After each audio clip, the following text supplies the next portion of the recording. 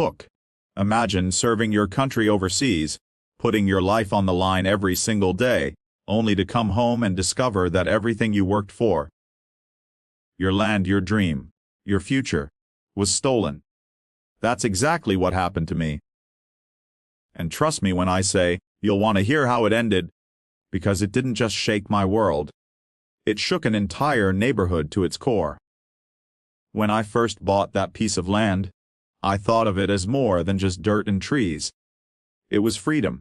A quiet 5-acre plot on the edge of town where I imagined building a small cabin, maybe starting a family, and having a place that was truly mine.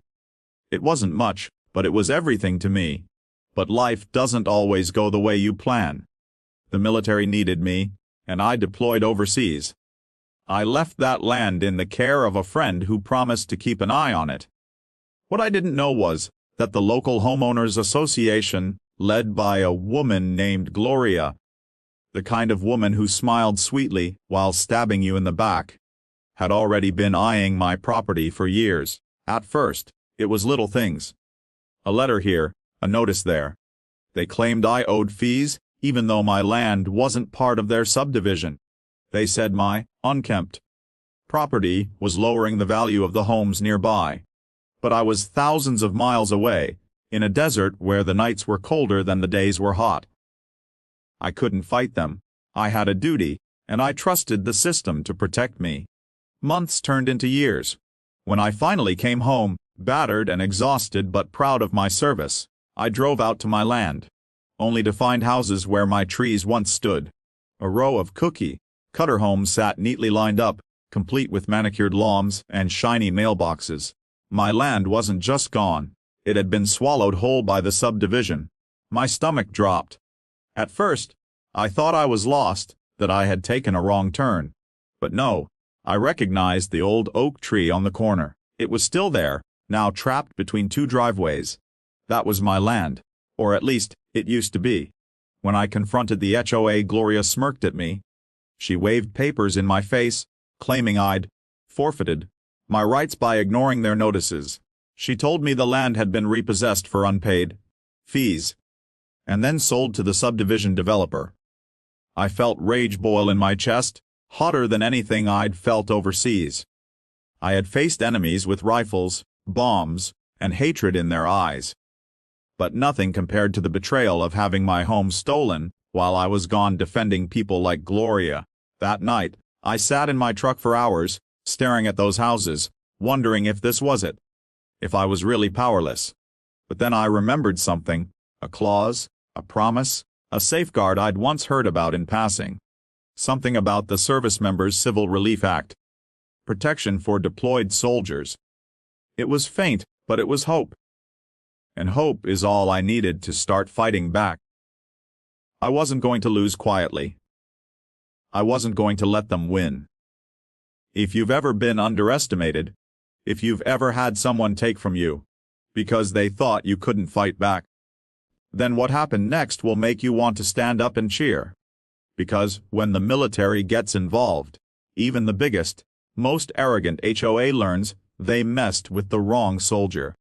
I reached out to JAG, the Judge Advocate General's Corps, and laid out everything. They listened carefully, and the more they read through the paperwork, the more their eyebrows furrowed.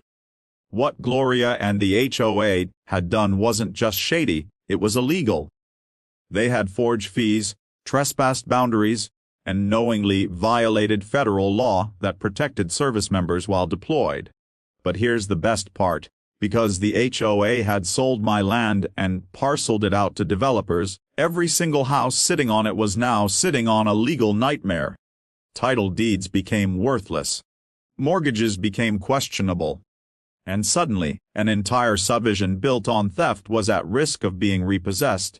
When the first official notice was delivered, Gloria stormed up to my truck red-faced and shaking. "Do you have any idea what you're doing? You're going to ruin families! You're going to destroy this neighborhood," she screeched. I looked her dead in the eye and said, "You destroyed my future while I was fighting for yours. This is justice." It wasn't easy. The fight dragged on in court for months. Neighbors who once sided with the HOA turned on Gloria when they realized their homes might not even legally belong to them. The subdivision meetings turned into screaming matches. Lawyers circled like vultures. But I had the law on my side, and the backing of the military. Slowly, the tide turned. One by one, the houses were stripped of their false titles. Developers were forced to pay massive fines. The HOA was dissolved under fraud charges. And Gloria, she faced federal charges that promised to keep her far away from running anything ever again. In the end, I didn't just get my land back. I got something more. I got to watch the very people who thought they could trample me realize that greed has consequences. I rebuilt my land piece by piece. It wasn't the same, of course. The trees had been cut, the soil scarred. But it was mine again. And this time, I fenced it, posted signs, and made it clear no HOA, no developer, no greedy neighbor would ever touch it again. As I stood there one evening, watching the sun dip below the horizon, I thought about all the soldiers who'd been through something similar. People who came home only to find out the world they left behind had moved on without them. So if you take one thing from my story, let it be this: never let anyone convince you that you're powerless. Whether it's a faceless organization, a corrupt AOA, or just someone who underestimates you. Remember that sometimes the quietest fighter comes back the strongest.